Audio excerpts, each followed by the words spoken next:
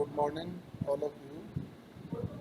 आज अपन अध्ययन करते हैं एमकॉम फाइनल बिजनेस एडमिनिस्ट्रेशन व्यवसाय प्रशासन का optional paper 9th marketing research विपणन अनुसंधान। विपणन अनुसंधान के प्रकार या क्षेत्र अपन ने अध्ययन किए, काफ़ी डिटेल से अपन ने अध्ययन किए। आज अपन अध्ययन करते हैं विपणन अनुसंधान के उद्देश्य, ऑब्जेक्टिव्स ऑफ मार्केटिंग रिसर्च। विपणन अनुसंधान के उद्देश्यों के संबंध में अपन जानकारी लेने से पहले एक जनरल बात करते हैं कि मनुष्य कोई भी कार्य निरुद्देश्य होकर नहीं करता है। यानी मनुष्य अपने साधारण जीवन में भी अगर कोई कार्य करता है तो निरुद्देश्य होकर नहीं करता है। ठीक उसी प्रकार विपणन अनुसंधान भी निश्चित ही कुछ उद्देश्यों की पूर्ति के लिए किया जाता है।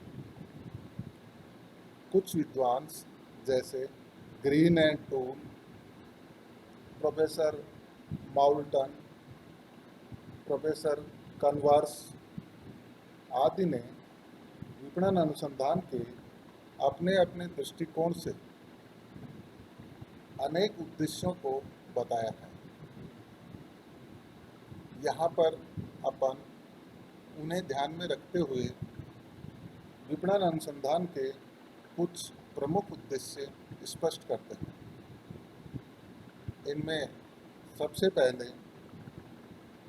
जो उद्देश्य विपणन अनुसंधान का अपन स्पष्ट करने जा रहे हैं, उसमें पहला पॉइंट है विद्यमान एवं भावी उपभोक्ताओं के संबंध में आवश्यक सूचनाएं एकत्र करना। यानी आपका जो प्रोडक्ट है उसके विद्यमान उपभोक्ता कितने हैं एवं भविष्य में होने वाले उपभोक्ता के संबंध में विभिन्न प्रकार की सूचनाएं उनसे संबंधित इकट्ठी की जाती हैं।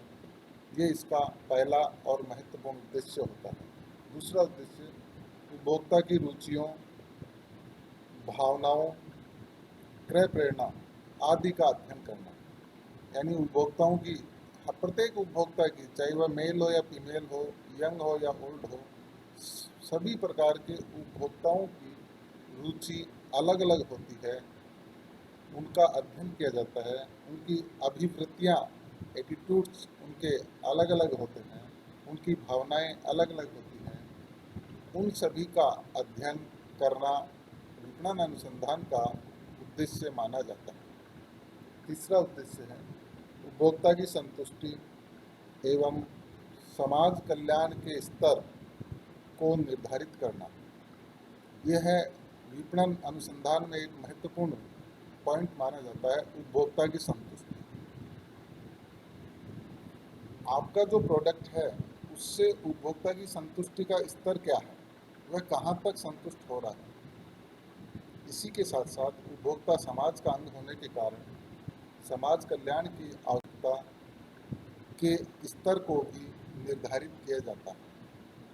अगला उद्देश्य है विद्यमान उत्पादों की प्रभावशीलता का अध्ययन करना।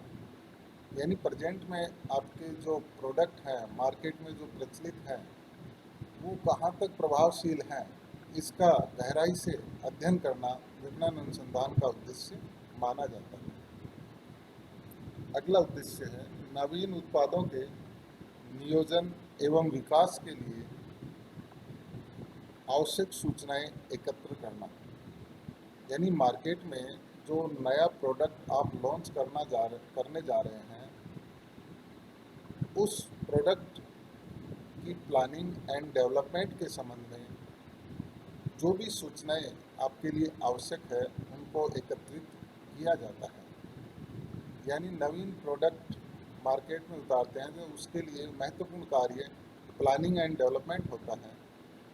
उसके संबंध में विभिन्न प्रकार की सूचनाएं इकट्ठी की जाती हैं।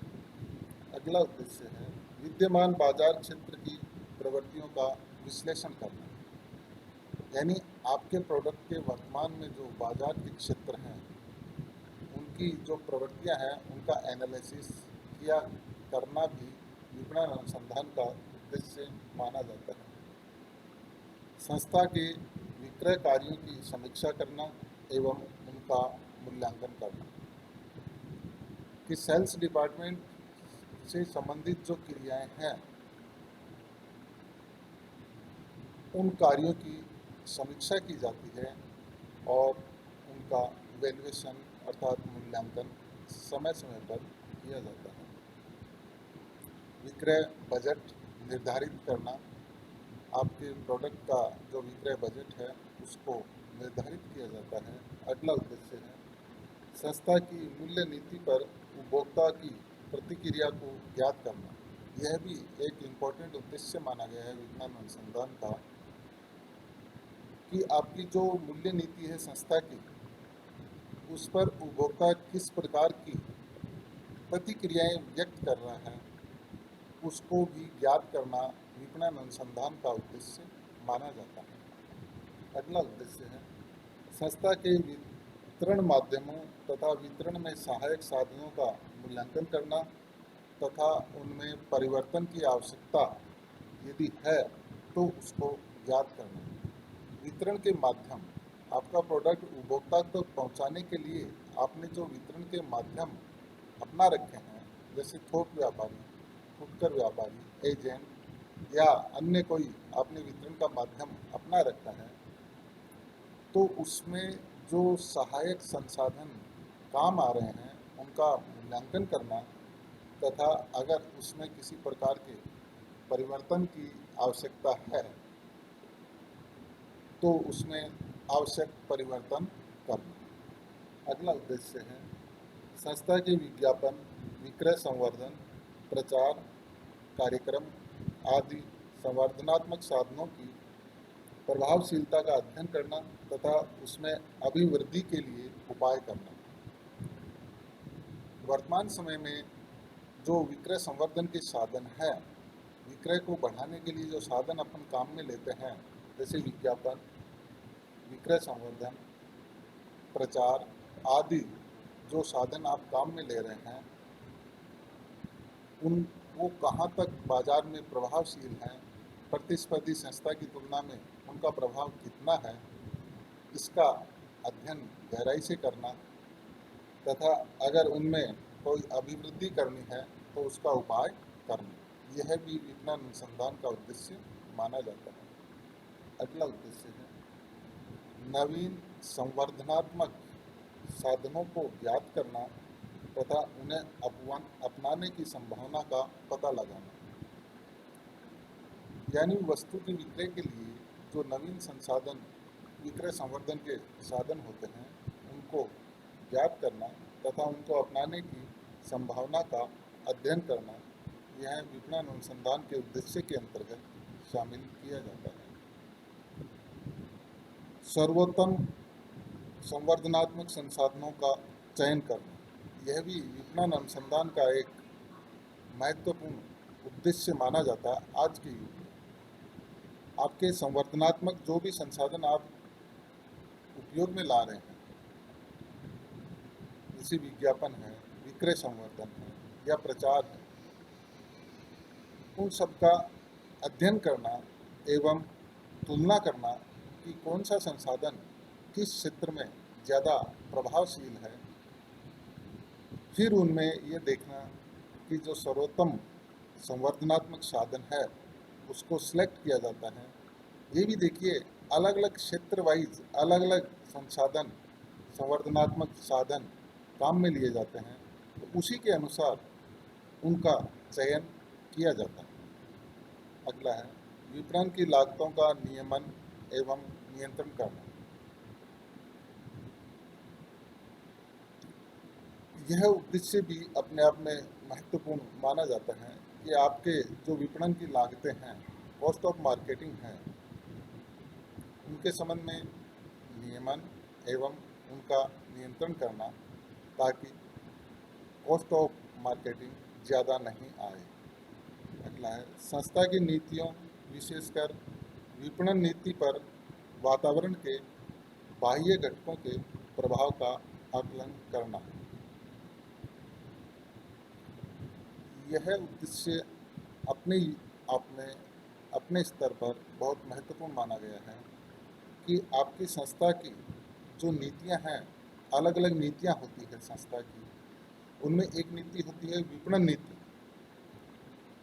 विपणन नीति पर जो बाह्य वातावरण के घटक हैं, बाह्य वातावरण के घटक आप लोग पहले अध्ययन कर चुके हैं, जैसे सामाजिक, राजनीतिक, आर्थिक, ये जो बाह्य घटक हैं, उन बाह्य घटकों का क्या प्रभाव पड़ रहा है विपणन नीति पर, इनको इनका आकलन करना भी विपणन अनुसंधान का उद्देश्य माना जाता है।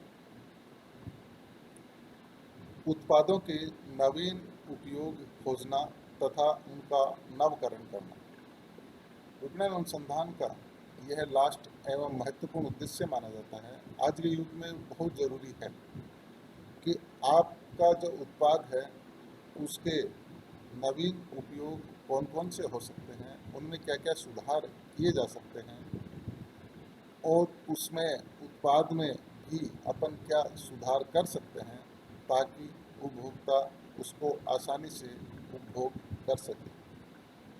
तो ये अपने 18 पॉइंट हुए विपणन अनुसंधान के। इसके अलावा जो मैंने आपको बताया कि विभिन्न विद्वानों ने अपने अपने दृष्टिकोण से विपणन अनुसंधान के अलग अलग उद्देश्य बताए हैं, उनमें प्रमुख मैंने पहले भी बताया था, प्रमुख नाम इस प्रकार हैं: प्रोफेसर ग्रीन एवं tool, professor Moulton, professor Converse आदि जो विद्वान हैं, उन्होंने अपने अपने दृष्टिकोण से विपणन अनुसंधान के अपनी बुक में अलग अलग उद्देश्य बताए हैं। अगर आप देखना चाहें तो इनकी बुक में आप देख सकते हैं। यहाँ पर अपने जो अध्ययन किया है वह उद्देश्य इन सभी के दृष्टिकोण को मिलाकर के अध्ययन की दृष्टि से, सुविधा की दृष्टि से 18 विपणन अनुसंधान के उद्देश्य अपन ने यहाँ अध्ययन किए हैं। धन्यवाद।